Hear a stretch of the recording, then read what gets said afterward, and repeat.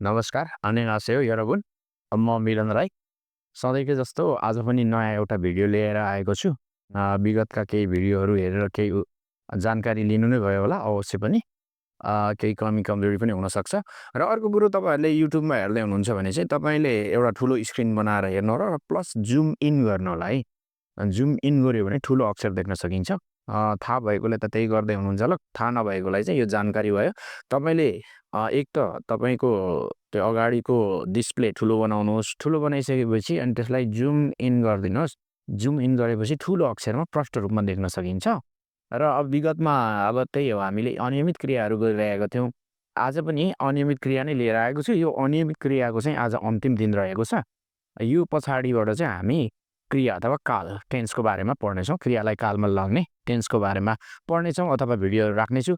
आशा छ तपाईँहरूले यसबाट भरपुर ज्ञान लिनुहुनेछ नै भन्ने कुरा। केही कमी कमजोरी रह्यो भने कमेन्ट गर्नुहोला भन्दै आजको अर्को माकी भनौँ, कोरियन भाषामा भन्दा माजिमाक भन्छ अन्तिम है।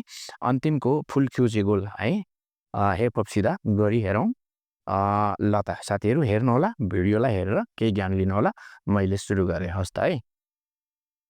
ल आज रहेको छ हेर्नुहोस् है। अब भिएसटीमा भन्छ, केमा भन्छ अरे? भिएसटीमा भन्छ।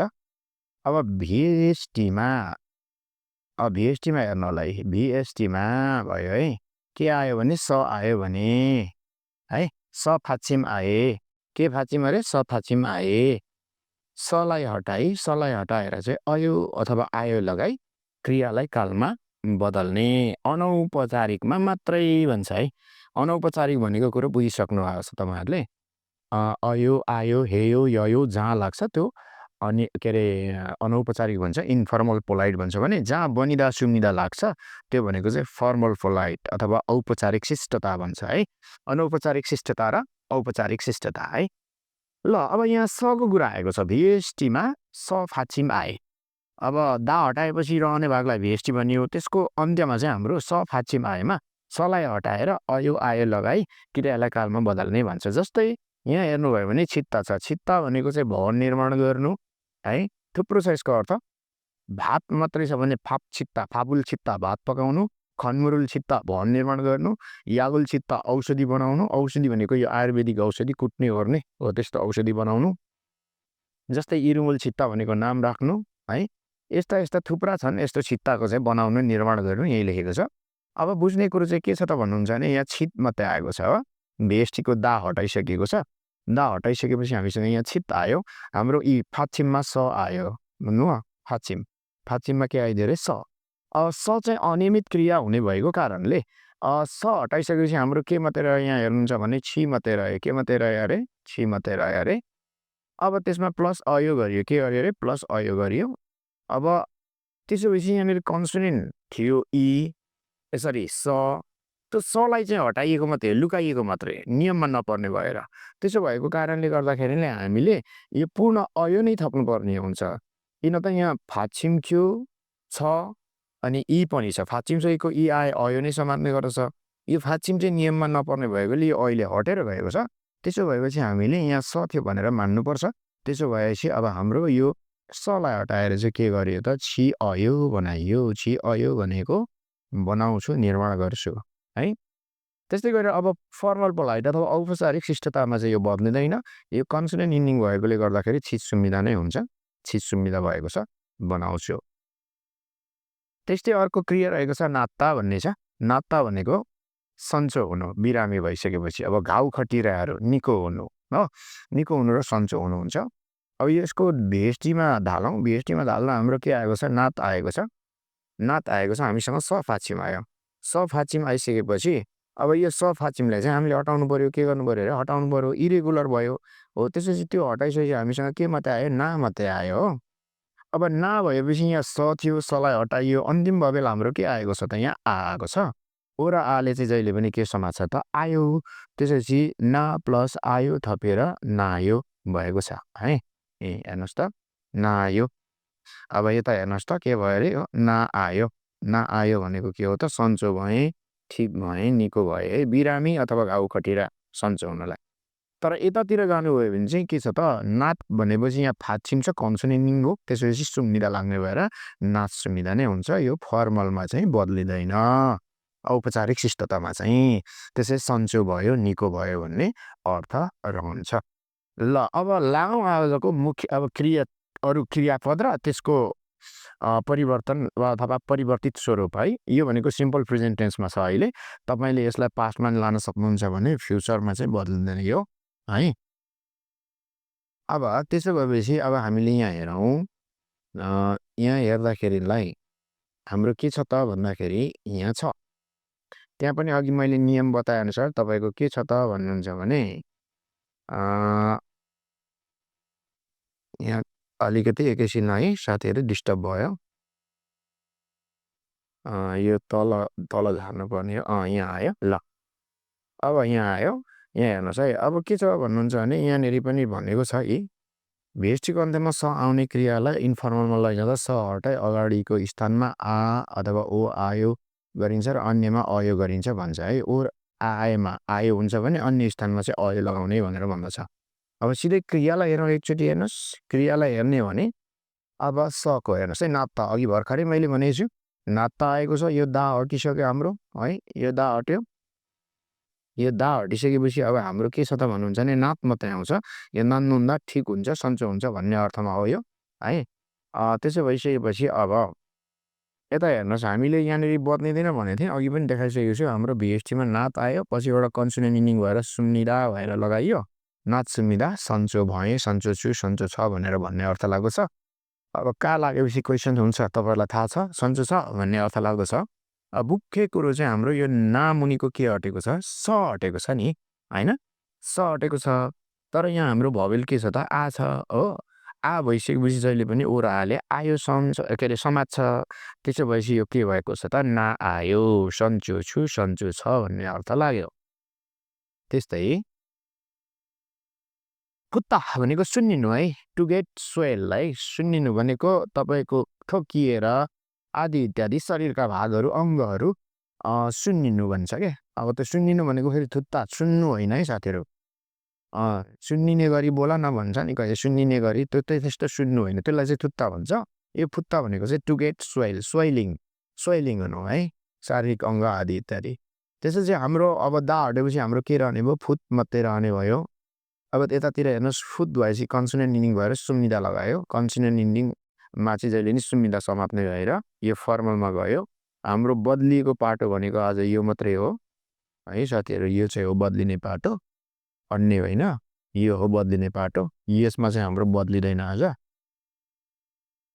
त्यसो भएपछि अब यता हेर्नुहोस् अब बको मुनि के थियो त ऊ के अरे फुको मुनि के थियो त स थियो अब स्तलाई चाहिँ हामीले हटाउनुपर्छ यो अनियमित हो त्यसो भएपछि हाम्रो अन्तिम भवेल के रह्यो त ऊ रह्यो हो ऊ इ र त त्यसपछि आएमा के हुन्छ त अयो हुन्छ ओ आए आयो हादा आए हेयो यी मात्रै आयो भने फाछिम भिनाको यी आयो भने यो बाँकी सबै अयोमा लाग्छ त्यसपछि हामीलाई स्पष्ट अ दिएको छ यो ऊ र अको चाहिँ सम्बन्ध हुन्छ जस्तो कि मानिलिनुहोस् के हुन्छ त सम्बन्ध भन्नुहुन्छ भने ऊ र अ भयो भने के हुन्छ अरे व हुन्छ है के हुन्छ अरे साथीहरू ऊ र अ भयो भने व यो मिलेरै बनेको छ ऊ प्लस अ बराबर के हो त यो व भनेर हामीले पढ्ने गरेका छौँ यसको सम्बन्ध छ तर यहाँ किन हामीले छुट्टै लेख्यो यो व हुन्छ यहाँ किन अयो लेख्यो त यहाँ हामीसँग फाछिम थियो कि कुन फाछिम अरे स तर यो ससँगै लेख्न नपाइने नियम छ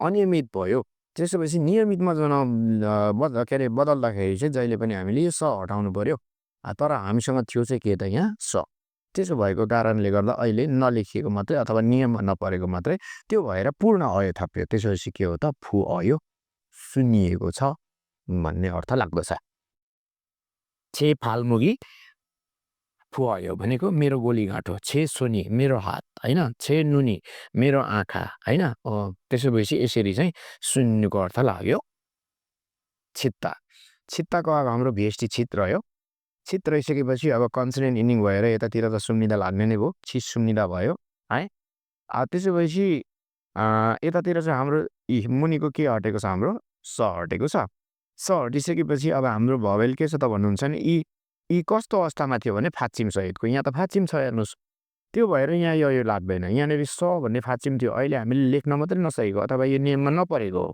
त्यसो भएकोले फाचिम सहितको यीले पनि के समास छ त अयो त्यसपछि छि अयो भनेको बनाउँछु निर्माण गर्छु होइन मैले भनिहालेको छु अघि औषधि बनाउनु भवन निर्माण गर्नु भात मात्रै हो भने पकाउनु होइन नाम राख्नु आदि आदिमा धेरै लागबसा यो प्रयोग गरिन्छ जस्तै इत्ता हाम्रो इत्ता भनेको फेरि साथीहरू इत्ता इत्ता त इत्ता तर तपाईँहरूले इत्ता भनेर अर्को इत्तालाई नसम्झिनु होला यो इत्ता भनेको फरक हो है यो इत्ता भनेको चाहिँ यस्तो डबल स हुन्छ है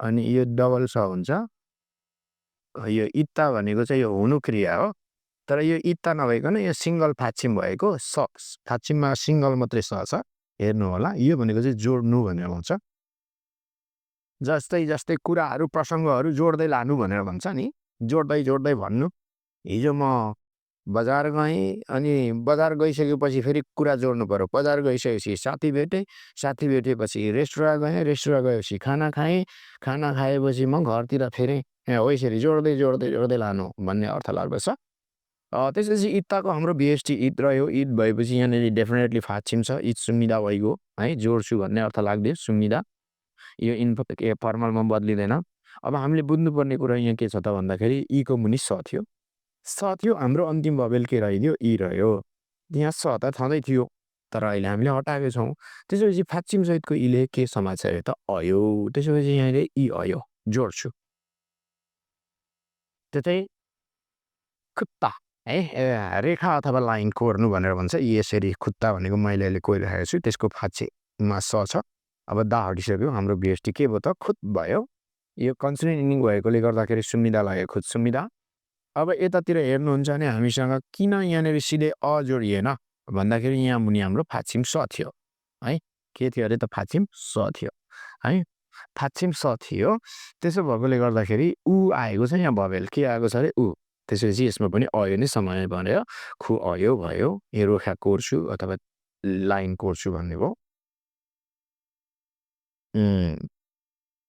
यो छत्ता भनेको चलाउनु है चलाउनु अथवा घोट्नु भन्नुहोस् न डाडु पुन्युले तिउन तरकारी आदि इत्यादि छत्ता भनेको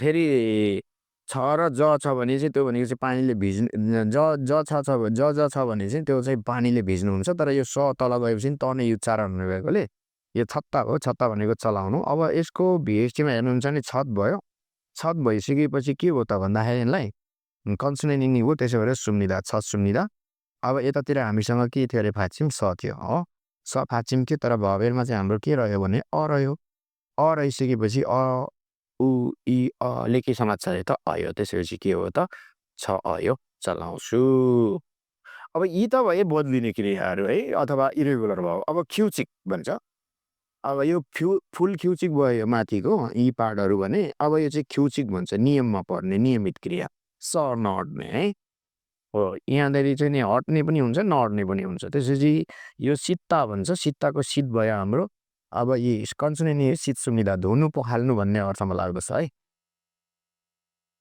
मोमुल सित्ता पनि भन्छ खास गरिकन नुहाउनु भनेको चाहिँ मोग्यो खाँदा अथवा मोग्यो खाँदा र स्यावा खाँदा भन्छ तर मोमुल सित्ता मोम जोडेर आयो भने चाहिँ सित्ता लगाउनु पाइन्छ है साथीहरू मोम भनेको शरीर हो शरीरलाई चाहिँ पखाल्नु भन्ने अर्थमा लाग्छ मोमुल सित्ता नत्र भने नुहाउनुलाई चाहिँ मोग्यो खाँदा र स्यावा खाँदा भनेर भनिन्छ त्यसो भएपछि यहाँनिर इ रह्यो के अरे भवेल हाम्रो इ रह्यो फाचिममा के छ स त्यसपछि फाचिम सहितको इले अयो समात्ने भएर सिसयो हुन्छ दुन्सु पखाल्छु फित्ता भनेको काइयोले कोर्नु है साथी हो कपाल कोर्नु के कोर्नु अरे कपाल कोर्नु फित भनेको काइयो फित्ता भनेको कपाल कोर्नु यसमा नि बदलिँदैन फित भइसकेपछि कन्सोनेन्ट इन्डिङ सुम्निदा लाग्यो फित सुम्निदा फित सुम्निदा अब त्यस्तै गरेर अब हेर्नुहोस् यहाँनिर चाहिँ हाम्रो फेरि यहाँ के आएको छ इ भवेल आएको छ र स फाचिम छ फाचिम सहितको इले अयो समात्ने भएर फिसयो कपाल कोर्छु फिसुरो छेमरिरुल फिसयो भनेको फिसुरो भनेको काइयोले